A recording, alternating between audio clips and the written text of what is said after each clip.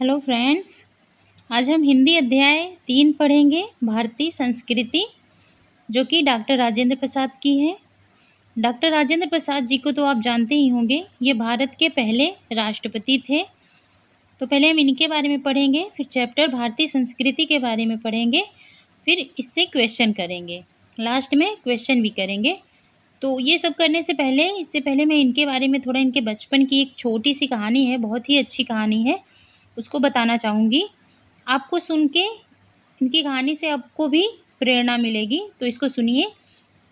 ये कहानी है इनके बचपन की, जब ये स्कूल टाइम में थे।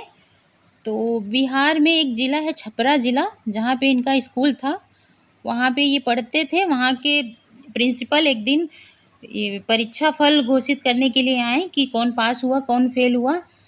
तो थोड़ी ही देर में उन्होंने सूची से सफल और असफल छात्रों के नाम पढ़ने शुरू किए। सारे नाम पढ़ने के बाद प्रधानाचार्य ने सफल छात्रों को बधाई दी और असफल छात्रों को और ज़्यादा लगन से पढ़ाई करने की सलाह दी। इसके बाद वह मंच से उतर ही रहे थे कि एक छात्र उनकी ओर बढ़ा। उसने कहा, सर, आपने अभी जो लिस्ट पढ़ी उसमें मुझे अनुत्तीर्ण बताया गया है। तो प्रधानाचार्य ने बोला, तो क्या? तो छात्र ने विनम्रता से कहा, सर, मैं अनुत्तीर्ण नहीं हो सकता। प्रधानाचार्य ने कड़े लहजे में कहा, क्या मतलब है तुम्हारा? यह लिस्ट गलत है, समय पर पढ़ाई करोगे नहीं, तुम फेल हो गए हो। इस बात को मानो और ज़्यादा ध्यान से पढ़ाई करो ताकि अगली बार अच्छा रिजल्ट आए। लेकिन छात्र ने दोबारा यही बात कही, सर, मैं फेल नहीं हो सकता। अब प्रधानाचार्य का धैर्य जवाब दे गया, लेकिन इससे पहले कि कुछ छात्र पर बरस पड़ते, वाइस चांसलर वहाँ हड़बड़ाते हुए आए। उन्होंने प्रधानाचार्य से कहा कि आपके पास जो लिस्ट है वो उसमें कुछ गड़बड़ी है। तो जो संशोधित लिस्ट थी वो प्रधानाचार्य को दिए।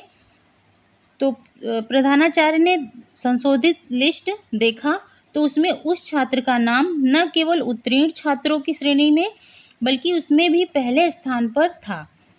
अब प्रधानाचार्य बड़े शर्मिंदा हुए। उन्होंने मंच से सार्वजनिक रूप से अपनी गलती बताई और उसके लिए सभी छात्रों से, खासतौर उस छात्र राजेंद्र से, माफ़ी मांगी। उन्होंने कहा, राजेंद्र दृढ़ता, विनम्रता और आत्मविश्वास देखकर, राजेंद्र का मतलब इसका आत्मविश्वास देखकर मैं कह सकता हूँ कि यह आगे चलकर निश्चय ही यह सबको गौरवान्वित करेगा। प्रधानाचार्य की बात सच साबित हुई। वह छात्र बड़ा होकर देश का पहला राष्ट्रपति बना जिसे हम देश रत्न डॉक्टर राजेंद्र प्रसाद के नाम से जानते हैं। बच्चों, तो इनका जन्म हुआ था 3 दिसंबर 1884 को। इनका जन्म स्थान है जीरादेई गांव, छपरा, बिहार। इनका मृत्यु हुआ था 28 फरवरी 1963 को। मृत्यु स्थान है पटना, बिहार। इनकी रचनाएं देख लेते हैं। इनकी रचनाएं हैं भारतीय शिक्षा, गांधी जी की देन, शिक्षा और संस्कृति, साहित्य, मेरी आत्मकथा। ये इनकी रचनाएं हैं। हमारा चैप्टर है भारतीय संस्कृति। तो भारतीय संस्कृति को शॉर्टकट में समझते हैं। इसको ये डॉक्टर राजेंद्र प्रसाद पे, इनके भाषण पे आधारित ये है।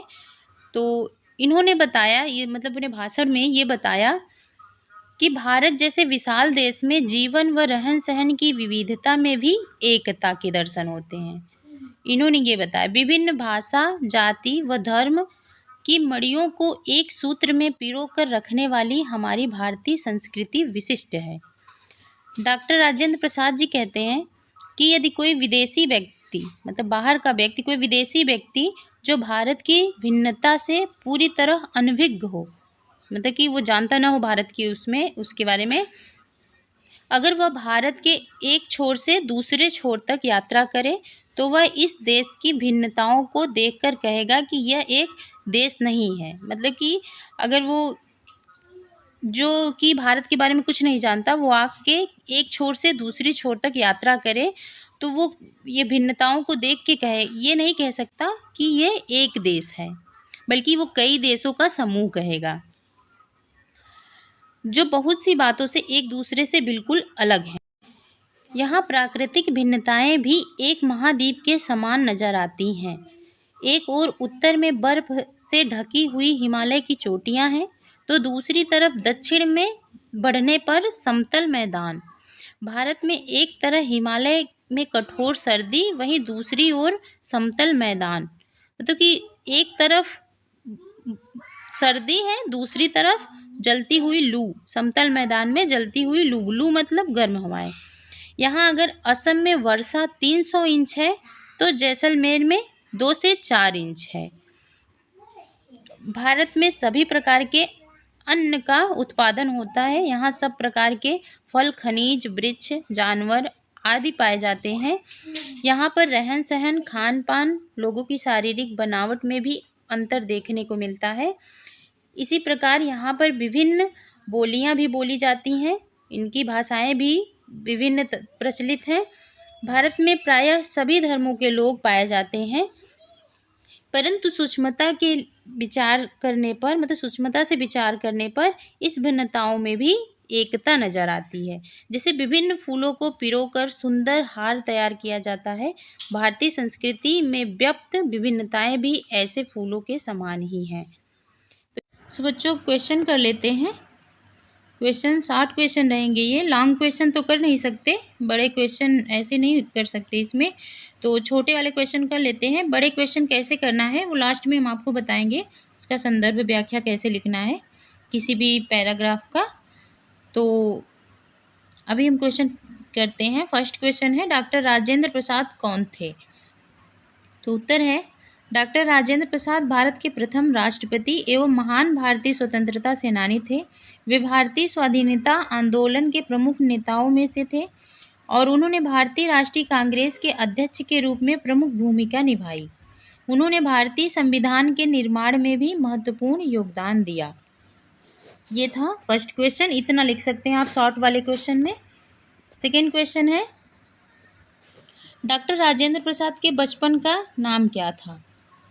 तो बचपन का नाम नहीं कह सकते, ये उपनाम था, इनको मिला था राजेन बाबू। तो डॉक्टर राजेंद्र प्रसाद का जन्म 3 दिसंबर 1884 को बिहार के सिवान जिले के जीरादेई गांव में हुआ था। अगला क्वेश्चन है, डॉक्टर राजेंद्र प्रसाद के माता एवं पिता का क्या नाम था?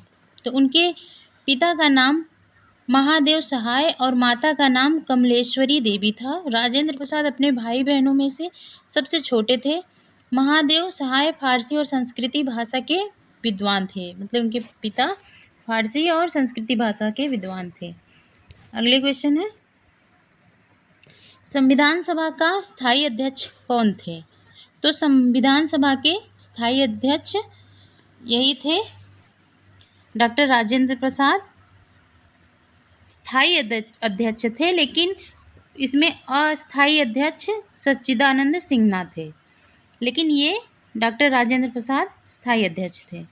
तो इसका उत्तर होगा, उस समय वरिष्ठ सदस्य सच्चिदानंद सिन्हा को अस्थायी अध्यक्ष चुना, फिर डॉक्टर राजेंद्र प्रसाद को स्थायी अध्यक्ष चुना गया। नेक्स्ट है, भारत के पहले राष्ट्रपति कौन थे? तो भारत के पहले राष्ट्रपति श्री डॉक्टर राजेंद्र प्रसाद जी थे।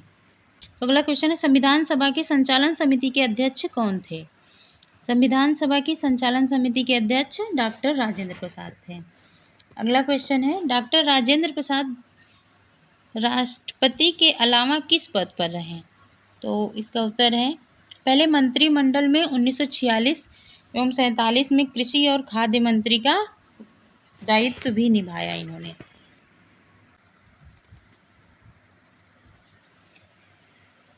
एक बड़ा क्वेश्चन भी देख लेते हैं। इसमें क्वेश्चन कैसे पूछता है कि उपर्युक्त गद्यांश का संदर्भ लिखिए। अब इसमें संदर्भ लिखने को बोलता है, संदर्भ लिखिए।